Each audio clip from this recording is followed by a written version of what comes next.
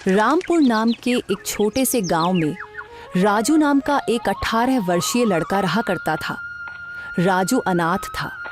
उसकी माँ उसे जन्म देते ही चल बसी और उसके पिता ही उसे पालने के एकमात्र सहारा थे। जब राजू 8 साल का था तो उसके पिता किसी काम से जंगल गए और फिर कभी लौट कर नहीं आए। उसके बाद राजू पूरी तरह अकेला हो गया। राजू गांव की एक टूटी फूटी झोपड़ी में रहता था। उसके घर के पास ही गांव का सरपंच और उसकी पत्नी रहते थे। उनकी अपनी कोई संतान नहीं थी, इसलिए राजू के माता पिता के गुजर जाने के बाद उन्होंने ही राजू को पाला। ये लो राजू बेटा, ये खाना खा लो और अगर कम पड़े तो मुझसे आकर ले लेना। अरे मौसी, मैं कब तक आपके ऊपर बोझ बनकर बैठा रहूंगा? अब तो मुझे शर्म आती है। अरे बेटा, ये तुम कैसी बातें कर रहे हो? अगर तुम हमारे अपने बच्चे नहीं हो तो इसका मतलब थोड़े ना है कि तुम हम पर कोई बोझ हो। आगे से ऐसी बात मत करना। चुपचाप ये खाना खाओ। यह कहकर सरपंच की पत्नी सीमा वहां से चली गई। राजू ने आराम से खाना खाया।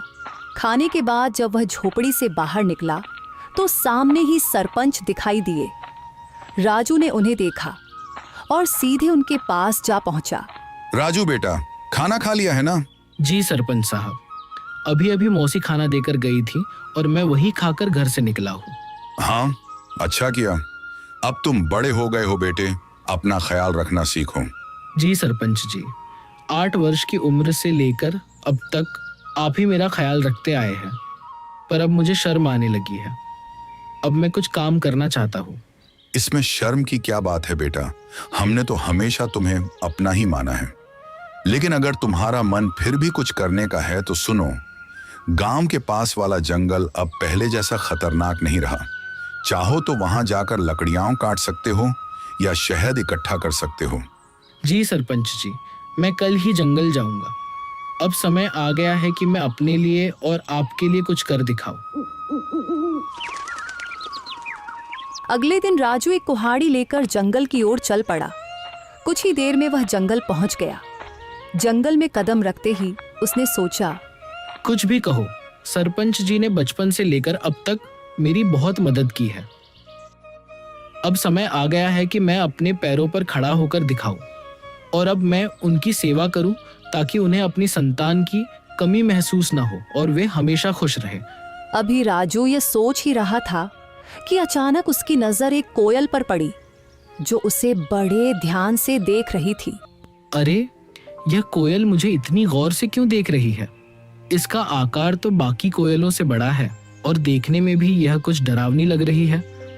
राजू ने अभी इतना ही कहा था कि तभी कोयल उड़ती हुई उसके पास आ गई और इंसानी आवाज में बोली, मैं तुम्हें भली भांति पहचानती हूँ। तुम्हारा नाम राजू है और तुम मोहन के बेटे हो। कोयल को बोलते हुए देखकर राजू बहुत डर गया और बोला, ये कैसे मुमकिन है? तुम तो कोयल हो, फिर इंसानी आवाज में कैसे बात कर रही हो? शायद ये मेरी आंखों का धोखा है। भला कोई कोयल इंसानों की तरह बोल सकती है? नहीं, यह तुम्हारी आंखों का धोखा नहीं है। मैं सचमुच बोलने वाली कोयल हूँ। असल में मैं भी कभी इंसान थी, लेकिन एक तांत्रिक ने मुझ पर श्राप दे दिया और मैं कोयल की शक्ल में बदल गई। मैं तुम्हारे पिता के रहस्यों के बारे में सब कुछ जानती हूँ। वे कुछ समय पहले जंगल गए थे और फिर कभी वापस नहीं आए। अरे, न जाने कौन हो तुम। मैं ऐसे कैसे तुम्हारी बात पर विश्वास करूं? कभी सोचा है तुमने? तुम पिछले कई वर्षों से बिना पिता के रह रहे हो, लेकिन गांव में कोई भी तुम्हारे पिता के बारे में बात नहीं करता। तुम्हारी कोई मदद नहीं करता सिवाय तुम्हारे गांव के सरपंच के। लेकिन मैं तुम्हारे पिता के बारे में सब कुछ बता सकती हूँ। तुम्हारे पिता अभी जिंदा हैं और मुझे यह भी पता है कि वे कहाँ हैं। अच्छा तो बताओ, मेरे पिता कहाँ हैं? मैं उनसे मिलना चाहता हूँ। मैं तुम्हें जरूर बताऊंगी, मगर उससे पहले तुम्हें मुझे इस श्राप से मुक्त कराना होगा। राजू को न जाने क्यों उस कोयल से डर महसूस होने लगा। अरे, मुझे तो लगता है कि यह कोई राक्षस है जो मुझे अपने जाल में फंसा रहा है। इससे पहले कि यह मुझे नुकसान पहुंचाए, मुझे यहाँ से भागना होगा। यह सोचते ही राजू तेजी से गांव की ओर दौड़ पड़ा और कुछ ही पलों में अपने घर पहुंच गया। घर पहुंचकर राजू हांफते हुए बोला, अरे बाप रे, ये जंगल तो बहुत खतरनाक है। यहाँ तो जानवर भी इंसानों की तरह बातें करते हैं। मुझे तो लगता है कि वह जरूर कोई राक्षस था। मैं अब कभी उस जंगल में नहीं जाऊंगा। अभी राजू ये सोच ही रहा था कि उसी समय सरपंच की पत्नी उसके लिए खाना लेकर आ गई और राजू को घबराया हुआ देखकर वह बोली, अरे राजू बेटा, ये घबराए हुए क्यों हो? और तुम्हें पसीना भी आ रहा है। सब खैरियत तो है ना? कुछ नहीं मौसी, बस थोड़ा सा सिर दर्द हो रहा था। अरे बेटा, अगर तबीयत ठीक नहीं है तो काम मत करो। लो, पहले ये खाना खा लो और थोड़ा आराम कर लो। राजू ने मौसी से सर दर्द का बहाना बनाकर सच्चाई छिपा ली। मौसी ने ज्यादा सवाल नहीं किए, बस खाना उसके हाथ में दिया और धीरे से कमरे से बाहर चली गई। राजू ने खाना खाया और सो गया। अगली सुबह जब राजू नींद से जागा तो उसके मन का डर समाप्त हो चुका था। वह अपने आप से बोला, अरे शायद मैं कल उस कोयल को बातें करते देखकर कुछ ज्यादा ही डर गया था, लेकिन अगर सोचूं तो उसकी बातों में सच्चाई नजर आती है। वह कोयल मेरे पिताजी के बारे में जरूर कुछ जानती है और यह भी सच है कि गांव में कोई मेरे पिताजी के बारे में बात नहीं करता। जब भी मैंने सरपंच जी से अपने पिताजी के बारे में पूछा, उन्होंने हमेशा बात टाल दी। बस इतना ही कहा कि मेरी माँ जन्म देते ही चल बसी और मेरे पिताजी कई साल पहले जंगल गए थे, जो फिर कभी वापस नहीं आए। मुझे उस जंगल में जाना चाहिए और उस कोयल को ढूंढकर अपने पिताजी के बारे में पूछना चाहिए। यह कहकर राजू जंगल की ओर चल पड़ा और कुछ ही देर में वह जंगल के उसी स्थान पर जा पहुंचा जहां कल उसे वह कोयल मिली थी। वह कोयल वहां पहले से ही मौजूद थी और राजू को देखकर उड़ती हुई सीधा उसके पास आ गई। मुझे पता था कि तुम जरूर आओगे, क्योंकि तुम भी अपने पिताजी मोहन की तरह ही बहादुर हो। मैं सिर्फ इसी वजह से आया हूँ क्योंकि मुझे अपने पिताजी से मिलना है। तुम कह रही थी कि तुम मेरे पिताजी के बारे में जानती हो, तो बताओ मेरे पिताजी कहाँ हैं? मुझे उनसे मिलना है। कल मैंने कहा था कि इसके लिए पहले तुम्हें मुझे इस श्राप से मुक्त कराना होगा, लेकिन तुम चिंता मत करो, मैं तुम्हारी मदद करना चाहती हूँ। तुम मुझे अपना दोस्त समझो। मैं जानती हूँ कि तुम बचपन से ही गरीबी से जूझ रहे हो और कभी-कभी इस बात पर तुम्हें शर्म भी आती है।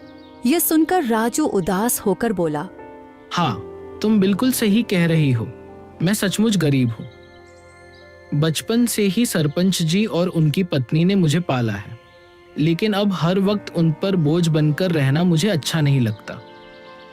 मैं चाहता हूँ कि अब मैं खुद कमाऊं, ताकि वे दोनों चैन से बैठकर खाएं और खुश रहें।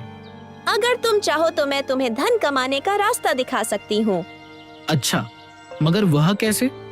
तुम मेरी मदद कैसे कर सकती हो? मैं इस जंगल के सारे रहस्यों को जानती हूँ। आओ मेरे साथ चलो। ये कहकर कोयल उड़ चली और राजू उसके पीछे पीछे चल पड़ा। चलते चलते कोयल राजू को एक गुफा के अंदर ले गई। उस गुफा के बारे में किसी को कुछ पता नहीं था, क्योंकि यह जंगल पहले बहुत खतरनाक माना जाता था। इसीलिए लोग इस जंगल में आना पसंद नहीं करते थे। गुफा के अंदर जाते ही राजू की नजर एक बक्से पर पड़ी। अरे, इस बक्से में क्या है? मैं अभी इसे खोलकर देखता हूँ। जब राजू ने उस बक्से को खोला तो उसमें बेहिसाब हीरे जवाहरात निकले। उन्हें देखकर राजू हैरानी से बोला, अरे बाप रे, इस बक्से में तो ढेर सारे हीरे जवाहरात हैं। ये सब सामान किसका है? तुम पहले धनवान बनो, फिर मैं तुम्हें बताऊंगी कि मैं इस श्राप से कैसे मुक्त हो सकती हूँ। और जब तुम मुझे इस श्राप से आजाद कर दोगे तो मैं तुम्हें तुम्हारे पिताजी से मिलवाऊंगी। मुझे पता है कि वे कहाँ हैं। उस दिन का तो मुझे बेसब्री से इंतजार रहेगा। लेकिन एक बात याद रखना, मेरे बारे में किसी को कानो कान खबर नहीं होनी चाहिए। अगर किसी को पता चल गया तो तुम्हारे लिए अपने पिताजी से मिलना मुश्किल हो जाएगा। राजू वह बक्सा उठाकर अपने घर की ओर चल पड़ा। घर पहुंचकर उसने बक्सा एक तरफ रख दिया। इतने में सरपंच और उनकी पत्नी राजू के लिए खाना लेकर आए। जब उन्होंने एक तरफ रखा हुआ बक्सा देखा तो सरपंच ने राजू से पूछा, राजू बेटा, ये बक्सा कहाँ से आया और इसमें क्या है? सरपंच के पूछने पर राजू को कुछ समझ नहीं आया, कि वह सरपंच साहब को क्या जवाब दे।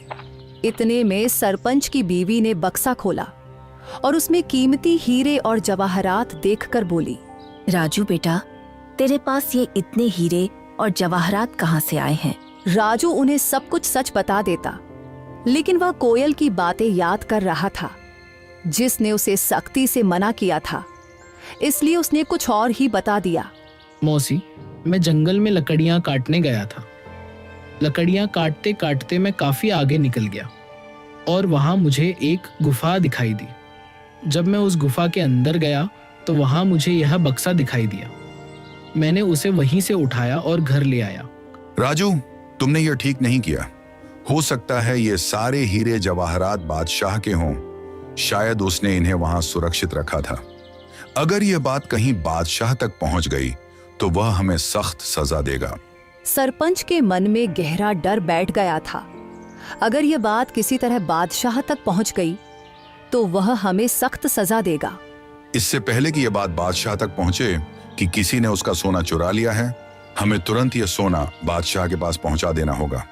सरपंच की बातें सुनकर राजू ने सोचा, अब सरपंच जी को कैसे बताऊं कि ये हीरे और जवाहरात बादशाह के नहीं हैं?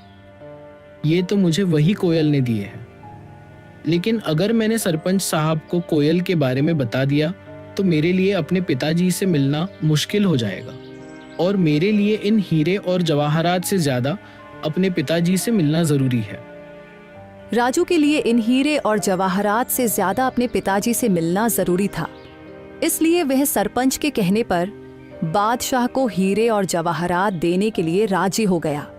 ठीक है सरपंच साहब, जैसा आप कहे, हम अभी यह बक्सा बादशाह को दे आते हैं। यह कहकर राजू ने वह बक्सा अपने सर पर उठा लिया। फिर वह और सरपंच बादशाह की ओर चल पड़े और कुछ ही देर में वे बादशाह के दरबार में दाखिल हो गए। बादशाह के सामने बक्सा रखकर सरपंच ने कहा, बादशाह सलामत। ये लड़का मेरा पड़ोसी है। ये लकड़ियां काटने जंगल गया था और वहां एक गुफा में इसे यह हीरे जवाहरात का बक्स मिला। हमें शक हुआ कि शायद यह आपका ही है, इसलिए हम इसे फौरन आपके दरबार में ले आए हैं। यह सब सुनकर बादशाह के दिल में लालच जाग उठा, क्योंकि वह जानता था कि यह बक्सा उसका नहीं है। लेकिन इतने कीमती हीरे जवाहरात देखकर उसके मन में यह ख्याल आया, ये हीरे जवाहरात असल में मेरे नहीं हैं, मगर जब ये किस्मत से मेरे पास आ ही गए हैं तो मैं इन्हें बेकार क्यों जाने दूं। बेहतर यही होता है कि मैं इन लोगों को इसके बदले कुछ इनाम दे देता हूं ताकि वे खुश हो जाएं और ये खजाना भी मेरे पास ही सुरक्षित हो जाए। ये सोचकर बादशाह ने उनसे कहा, हाँ, यह बक्सा मेरा ही है। मैंने ही इसे वहां सुरक्षित किया हुआ था, लेकिन तुम दोनों ने ईमानदारी से यह संदूक मेरे दरबार में लाकर बहुत अच्छा किया है। मैं तुम्हारी इस सच्चाई से खुश हूं, इसलिए तुम्हें इनाम दिया जाएगा। ये कहकर बादशाह ने अपने सिपाहियों से कहा, सिपाहियों, यह संदूक इनसे ले लो और खजाने में रख दो। और हाँ, इन्होंने ईमानदारी का सबूत दिया है, इसलिए मेरे खजाने से इन्हें इनाम के तौर पर कुछ धन दे दिया जाए ताकि ये खुश भी हो जाए और दूसरों के लिए एक मिसाल भी बने। सिपाहियों ने बादशाह के आदेश पर उनसे वह संदूक ले लिया और उसके बदले इनाम के तौर पर उन्हें कुछ धन दे दिया। सरपंच वह रकम पाकर बहुत खुश था, मगर राजू का दिल बेचैन था। उसे अच्छी तरह मालूम था कि बादशाह झूठ बोल रहा है, लेकिन वह कुछ कह नहीं सकता था क्योंकि कोयल ने उसे अपनी सच्चाई बताने से मना किया था। राजू को डर था कि अगर उसने सच बता दिया तो उसका अपने पिताजी से मिलना मुश्किल हो जाएगा। राजू के लिए दौलत से बढ़कर अपने पिताजी से मिलना जरूरी था, इसलिए वह चुप रहा और फिर दोनों इनाम की रकम लेकर अपने घर की ओर चल पड़े। राजू सरपंच के साथ उसके घर चला गया और घर पहुंचकर उसने अपनी रकम भी सरपंच को दी और कहा, सरपंच जी, ये रकम भी आप ही रख लीजिए। आपने हमेशा मेरी देखभाल की है और मुझे खुशी है कि ये रकम आपके काम आएगी। सरपंच को वो रकम देकर राजू वहां से चला गया और अगले दिन सुबह होते ही राजू फिर से जंगल की ओर चल पड़ा और कुछ ही देर में वह जंगल की उसी जगह पहुंच गया जहां उसे वह कोयल मिली थी।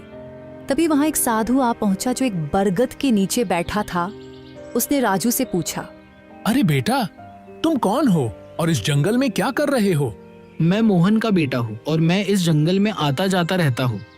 ये सुनकर साधु चौंक तो गया मगर कुछ नहीं बोला और चुपचाप वहां से चला गया। साधु के जाते ही कोयल उड़ती हुई वहां आ पहुंची। वह साधु तुमसे क्या कह रहा था?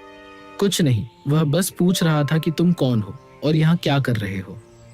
मैंने बताया कि मैं मोहन का बेटा हूँ और यहाँ आता जाता रहता हूँ। यह साधु असल में एक धोखेबाज है।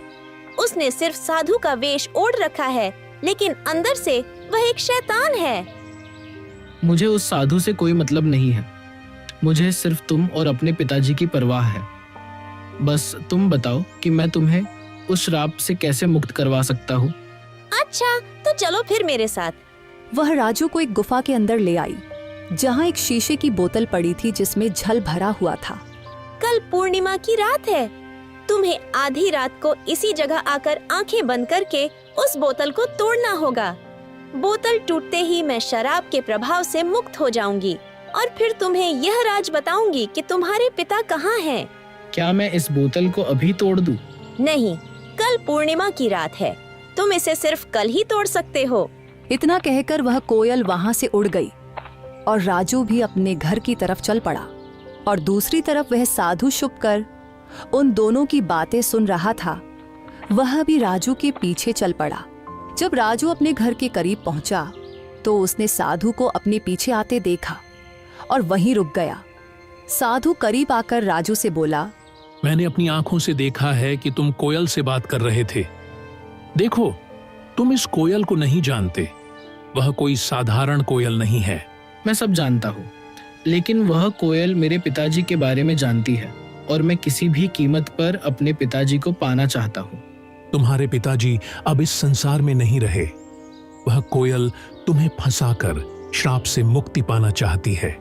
यह सुनकर राजू क्रोधित हो गया। अरे साधु महाराज, मैं साधुओं का सम्मान करता हूँ मगर तुम्हारे जैसे पाखंडी साधुओं का नहीं। याद रखो, इसके आगे मैं एक भी शब्द बर्दाश्त नहीं कर सकता। बेहतर है चुपचाप यहाँ से निकल जाओ।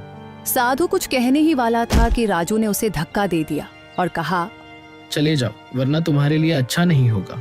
यह कहकर राजू अपने घर चला गया और दूसरी तरफ सरपंच और उसकी बीवी जब अपने घर से निकले तो उनकी नजर साधु पर पड़ी। वे दोनों साधु के पास आए और सरपंच ने साधु से कहा, अरे साधु महाराज, आप यहाँ क्या कर रहे हैं? मैंने राजू को सच्चाई बताने का प्रयास किया, लेकिन वह सुनने को तैयार ही नहीं हुआ और वह उस कोयल को श्राप से मुक्त करवाना चाहता है। अगर वह कोयल अपने श्राप से मुक्त हो गई तो गांव में तबाही आ जाएगी। गांव का एक भी व्यक्ति जीवित नहीं बचेगा। हाँ, बिल्कुल सही, लेकिन राजू सुनने के लिए तैयार ही नहीं है। साधु महाराज, आप चिंता मत करें, मैं अभी राजू को समझाता हूँ। यह कहकर सरपंच उसी वक्त राजू के घर गया और घर जाकर राजू से कहा, राजू, यह मैं क्या सुन रहा हूँ? तुम जंगल में किसी कोयल से मिलते हो जो इंसानों की तरह बातें करती है। क्या तुम्हें यह अजीब नहीं लगा कि एक कोयल इंसान की तरह कैसे बोल सकती है? ओह, तो आपको पता चल गया। देखिए सरपंच जी, शुरू में मुझे यह सब अजीब लगा था, लेकिन अब नहीं। और मुझे पूरा विश्वास है कि यह बात आपको उस साधु ने ही बताई होगी। देखिए सरपंच जी, 8 साल पहले मेरे पिताजी रहस्यमय ढंग से लापता हो गए थे और वह कोयल जानती है कि मेरे पिताजी कहाँ हैं। मैं बस अपने पिताजी को पाना चाहता हूँ, उनसे मिलना चाहता हूँ। बेटा, तुम अपने पिताजी के बारे में कुछ भी नहीं जानते हो? हाँ, मैं नहीं जानता, बिल्कुल नहीं जानता, क्योंकि आपने कभी मुझे बताया ही नहीं और न ही गांव वालों ने कुछ कहा, तो फिर मैं कैसे जान पाता? अब मैं किसी की बात पर विश्वास क्यों करूं? बताइए। मुझे सिर्फ कोयल की बात पर विश्वास है और कल पूर्णिमा की रात है। कल मैं उस कोयल को श्राप से मुक्त कर दूंगा और वह कोयल श्राप से आजाद होकर मुझे मेरे पिताजी से मिलवाएगी। इतना कहकर राजू गुस्से में घर से बाहर निकल गया। राजू, मेरी बात सुनो। राजू, रुको। सरपंच ने राजू को आवाजें दी मगर उसने एक भी न सुनी और घर से निकल गया। सरपंच भी घर से बाहर आया और साधु भी घर के बाहर ही खड़ा था। सरपंच ने साधु से कहा, राजू पता नहीं कहाँ गया है। अब हमें कल तक का इंतजार करना होगा और जंगल में जाकर राजू को बोतल तोड़ने से रोकना होगा। अगली रात साधु सरपंच को लेकर जंगल में उस गुफा के पास ले गया और कहा, यही वह गुफा है जहां वह बोतल पड़ी है जिसमें उस डायन कोयल की शक्तियां हैं। राजू यहाँ आता ही होगा, हम एक तरफ छुप जाते हैं। यह कहकर वे दोनों गुफा के एक तरफ छुप गए और उसी वक्त राजू वहां आ जाता है। राजू को देखकर वह कोयल उड़ती हुई राजू के पास आई और बोली, यहाँ साधु और सरपंच आए हैं। वे गुफा के एक तरफ चुपचाप खड़े हैं। वे तुम्हें इस बोतल को तोड़ने से रोकेंगे, पर तुम उनकी बात मत मानना। अगर तुम उनकी बात मान लो तो तुम कभी अपने पिताजी से नहीं मिल पाओगे। नहीं, मैं उनकी बात नहीं मानूंगा। ठीक है, तो तुरंत जाओ, वह बोतल उठाकर ले आओ और उसे तोड़ डालो। राजू जल्दी से गुफा के अंदर गया और वह बोतल उठा लाया। जैसे ही वह उस बोतल को तोड़ने लगा तो साधु और सरपंच वहां आ गए। राजू रुको, इस बोतल को मत तोड़ो, तुम बहुत बड़ी गलती कर रहे हो। नहीं, मुझे किसी भी हाल में अपने पिताजी से मिलना है।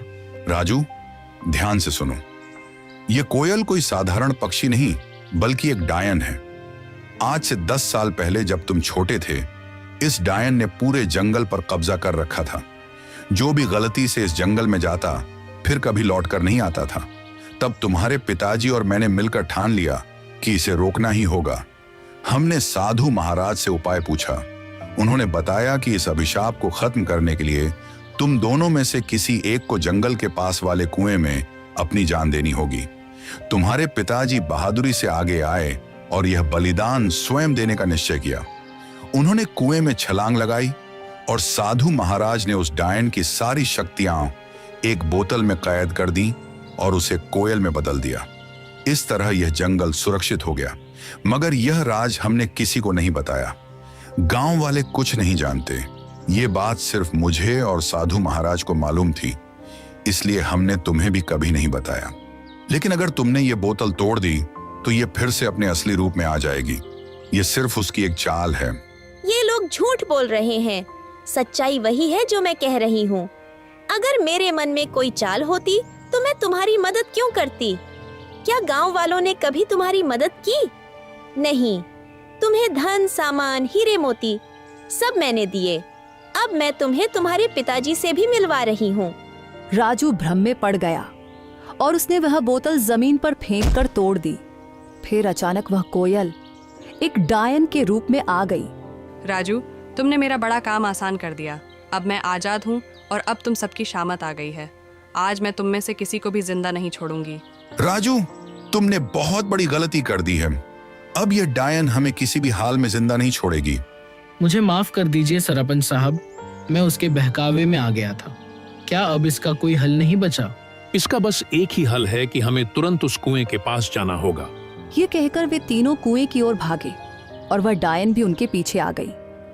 वहां पहुंचकर साधु ने कहा, अगर तुम इस डायन से छुटकारा पाना चाहते हो तो तुम दोनों में से किसी एक को उसी कुएं में छलांग लगाकर अपनी कुर्बानी देनी होगी। साधु की बात सुनकर राजू तुरंत बोला, ये मुसीबत मैंने खुद मोल ली है, इसलिए इससे मुक्ति भी मैं ही दिलवाऊंगा। यह कहकर राजू ने कुएं में छलांग लगा दी और अपनी जान कुर्बान कर दी। साधु ने तुरंत डायन को फिर से एक कोयल के रूप में बदल दिया, मगर इस बार उसके पास इंसानों की तरह बोलने की शक्ति भी नहीं रही। सरपंच को राजू के जाने का बहुत दुख था, मगर वह क्या कर सकता था। इसलिए वह घर लौट आया और धीरे धीरे फिर से हंसी खुशी जीवन बिताने लगा।